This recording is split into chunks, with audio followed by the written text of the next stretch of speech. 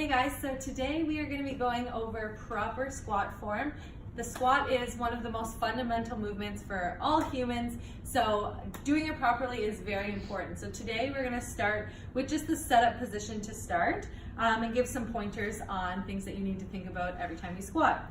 So feet are going to be shoulder width apart. So if you touch your shoulders, bring your arms right down, that's where your feet should be. And we also want our toes to be slightly outwards in this position.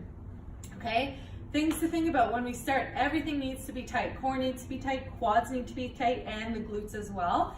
We're going to stick our arms out in front of us to help drive that chest and keep it straight up. So we never want to be forward leaning here in the squat. So I'm going to do a few reps and then I'll turn sideways and show you the side profile.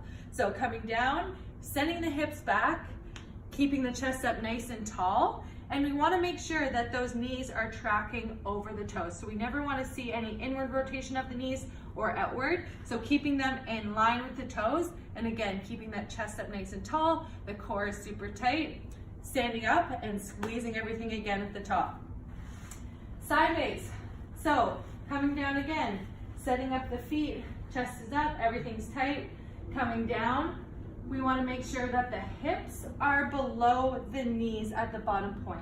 That is the goal with all of our squats. If you can't do that starting out, that's completely okay, but just know that the goal is to actually have those hips dropping below the knees. Okay, so I'm going to do a few reps.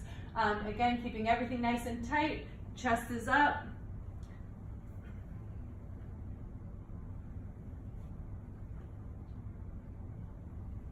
And that's it for proper squat form.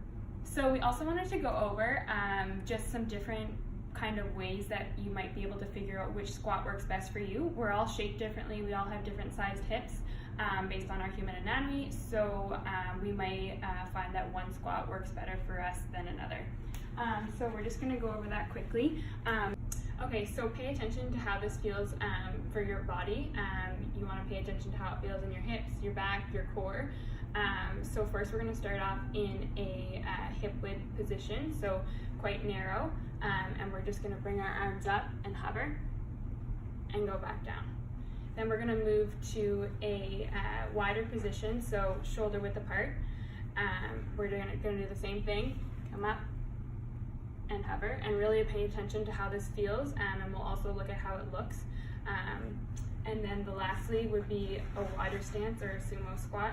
And same thing, you're going to come up, hover, and go back down. So we're just going to show you this from the side view. So just to note that we're sitting on a bench so that our hips are actually lower than our knees, like they would be in a proper squat. So I'm going to do the same 3 movements again. Very narrow stance. I'm going to come up, hover, and go back down. We're going to move out to shoulder width apart. Same thing. And back down, and lastly, wide stance.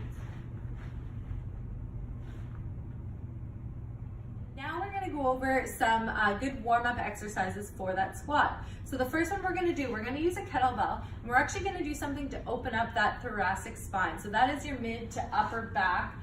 So this is very important during a squat to make sure that you have some good mobility in that spine. So we're going to start, and we're going to get a light kettlebell, and we're actually going to put it behind our shoulders here. So starting out, keeping the chest up nice and tall, we're going to drop down into that good squat form that we just went over. And from here, try to keep that core nice and tight in a nice neutral spine. We're going to be curling that upper back down and then opening the chest up. So curling down, opening up. Our goal here is we want to do anywhere from 6 to 10 reps.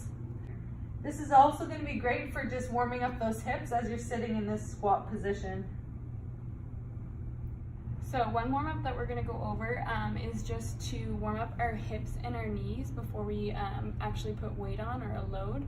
Okay, so in this position we're really going to mimic the squat. We're going to drive our hips back, keeping our heels planted on the floor, and our toes can come up just a bit. And then we're going to be going back into position and driving those hips up and back into position.